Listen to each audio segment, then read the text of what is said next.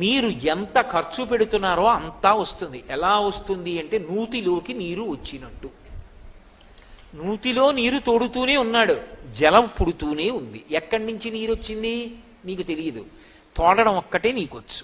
అలా ఎంతమందికి ఎన్ని పెట్టు ఆ ఇంట సమృద్ధి కలుగుతూనే ఉంటుంది. దేని చేత ఈశ్వరుడు ఆ శక్తిని ఇస్తాడో తెలుసా? ఆ ఇంట ఎప్పుడో ఎవరో ఒక మహాత్ముడు కాళ్ళు కడుక్కున్నాడు, దానికి ఇస్తాడు ఆ శక్తి. కాళ్ళు కడగడం అన్న మాట అర్థం ఏంటో తెలుసా? అందుకే ఒక మాట అడుగుతారు, మీ ఇంట పెద్దలు ఎవరైనా కాళ్ళు కడిగారా అంటారు. పెద్దలు కాళ్ళు కడుగుట అన్న మాటకు అర్థం ఏంటంటే బురదంటుకుందని కడుక్కోవడం కాదు.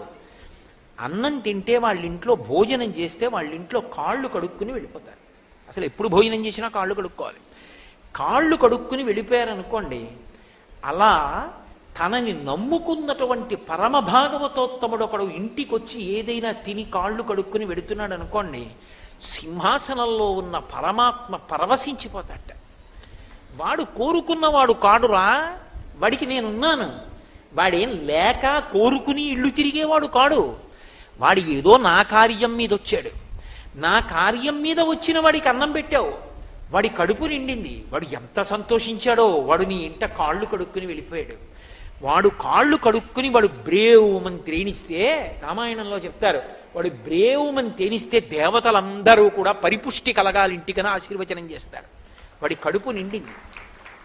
అందుకు భాగవతంలో నందుడంటాడు, ఊరకరారు మహాత్ములు వా రథముల ఇండ్ల కడకు వచ్చుటెలెల్లం కారణము మంగళములకు మీరొచ్చుట శుభము మాకు నిజము మహాత్మ అంటారు.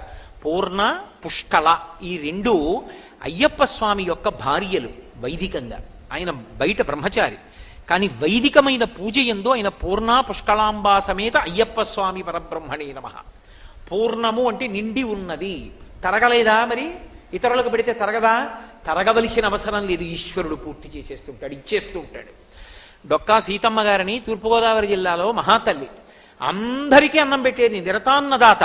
ఒకప్పుడు వాళ్ళింట్లో అన్నం తినడానికి కూడా లేకుండా అయిపోయింది.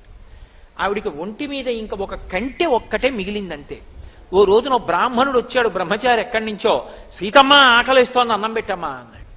ఆవిడ విస్తరి వేసి అన్నీ వడ్డించి అయ్యా ప్రారంభించండి. ఆయన అన్నాడు, నాకు పెళ్ళి అవ్వలేదు, ఇన్నాళ్లకు సంబంధం వచ్చింది, పెళ్లివారు బంగారు ఆభరణం పెడితేనే పిల్లనిస్తా ఉంటున్నారు, సీతమ్మ ఏదైనా బంగారు ఆభరణం ఇస్తే అన్నం తింటా, అలాగే లేచి వెళ్ళిపోతాను. ఆవిడ భర్త వంక చూసి కంటె ఇలా ఎత్తి చూపించింది, ఇచ్చేస్తానని. ఆయన పక్కకి పిలిచన్నాడు, ఎంత బంగారం ఉండేది నీ ఒంటి మీద, అంతా వెళ్ళిపోయింది, ఇప్పుడు ఉన్నదొక్క కంటె, అది కూడా ఇస్తానంటున్నావు ధూర్త బ్రాహ్మణుడు.